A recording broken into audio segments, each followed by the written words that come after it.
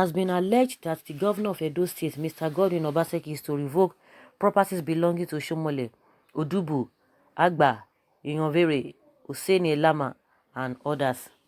Recently, Godwin Obaseki revoked the certificate of occupancy granted to James Ibori, a former governor of Delta, in respect of a property on plot 103A, Agoba Sinwi Crescent, in Benin, capital of the state.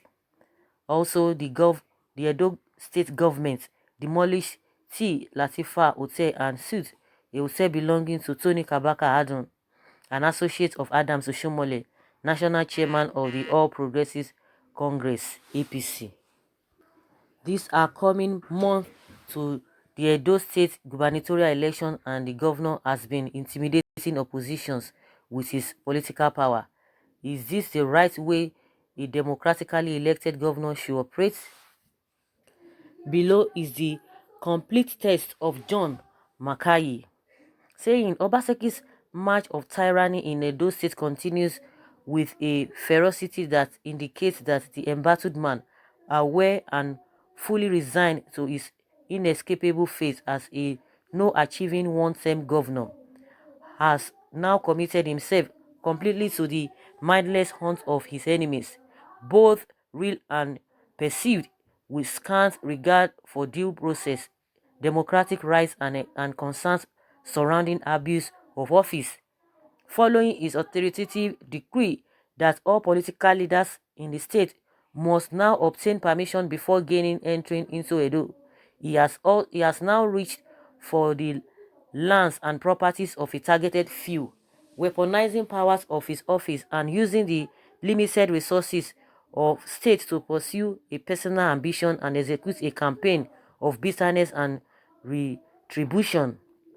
In a sad reenactment of the dark days of military dictatorship, where no real difference existed between the needs of the state and the selfish desires of an individual, and policies were made to bestow legitimacy on the abuse of institutional powers for personal gain, Obaseki has proclaimed another decree, this time revoking the right of occupancy and lands and properties belonging to political leaders in Edo State, who are all united by a common factor: a strong resistance of the odious attempt by the governor to reward his own incompetence by scuttling the democracy of the state and fetch shame to a legacy he was handed to protect and promote.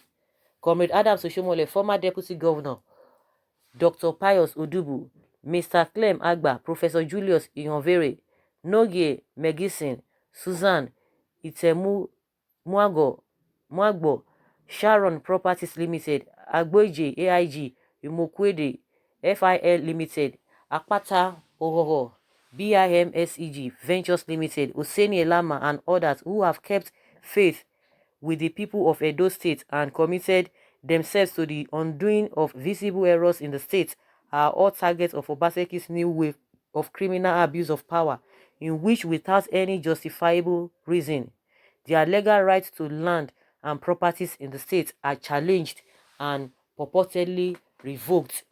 The consequence of this new act of mindlessness by the governor is far-reaching and is the base of his comprehensive failure since his unfortunate emergence in 2016. On one end, it reiterates, not for the first time, Obaseki's exclusive focus on personal survival and visceral inclination to bend laws and institutions of state for selfish gain, even when at odds with human rights and basic decency. On other hand, drawing from the aforementioned, this erosion of rights and displacement of due process signal to everyone, especially investors, that Edo State is one to avoid, as policies taking the shape of decrees are formulated and announced depending on what side of the bed the unhinged governor wakes up every morning, and their investments could be targeted as retribution for other personal endeavors that may embark on. It is therefore no surprise that beyond dozens of weightless memorandum of understanding, Obaseki has failed to secure or attract any meaningful investment to Edo State, either local or foreign. Instead, disturbed by Obaseki's unstable nature and wielding of laws as personal instruments of punishing enemies, a great purge is witnessed in Edo State, with sons and daughters moving out in drove and going with their investments. Thus, Edo State is hollowed out, with poverty, insecurity, and unemployment marching in equal ferocity alongside Obaseki's lawlessness. The tantrum-throwing governor, in his warped logic and inability to see beyond his nose, believes that in reclaiming the lands and properties of these leaders, he would be having his own pound of flesh and announcing to the world that he went down fighting.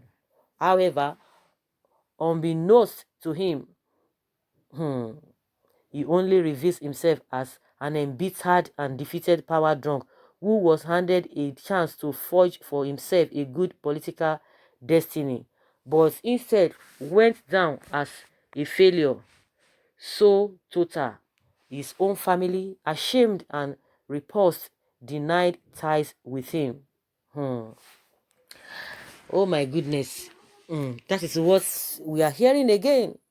You know, in the case of James Ibori, later we learned that it was even James Ibori's son, because James Ibori, whether he gave it to his son or he willed it to his son, at the end of the day, from the government's report, we learned that Ibori's son was the one that gave that land to the government, gave them back the land.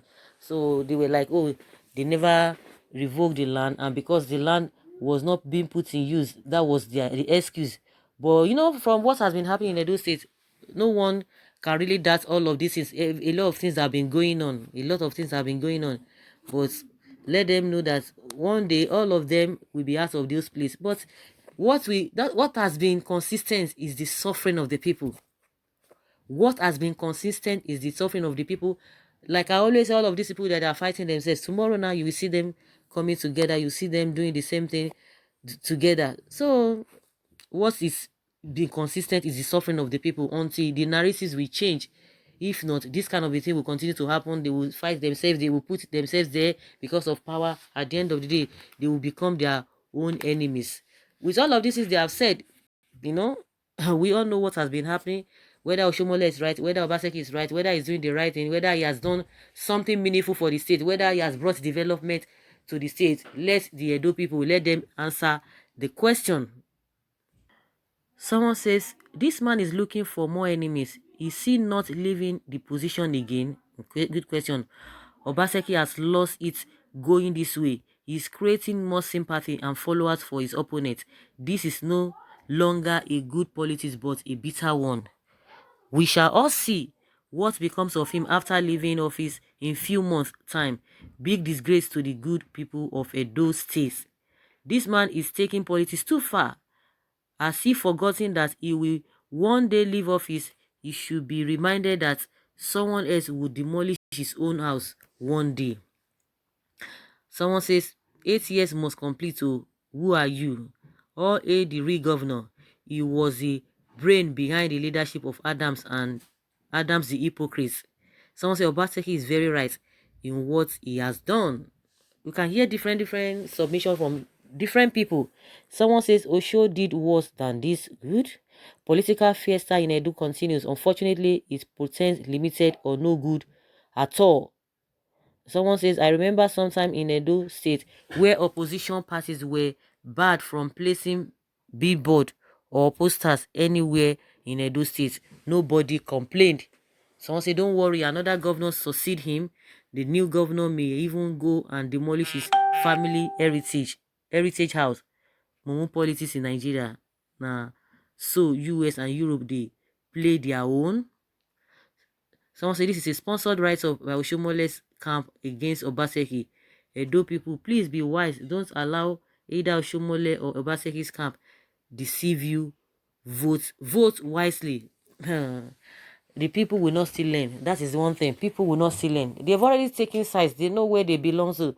Like I always say, these people will continue to play their drama. They will continue to act their drama. But what has been consistent is the suffering of the people. They are just rigmaroling in their suffering. People deceiving them. At the end of the day, they will tell you, oh, it is because of this one. It is because of this one. So let's hear what the the government is going to say, like I said, in the case of Ibori, they came and said, oh, it was the Ibori and the son that gave them back the land. Let us see what will happen, whether they are going to debunk it, because that is their usual way. They will come and debunk it, whether people are saying the truth or not. But one thing that is pertinent is that this drama, this fracas between them is it's obvious. It's not what anybody can see. Initially, they were denying it. Oh, there was nothing like rift. There was nothing like this. That everything was fine. But at the end of the day, the center could no longer hold.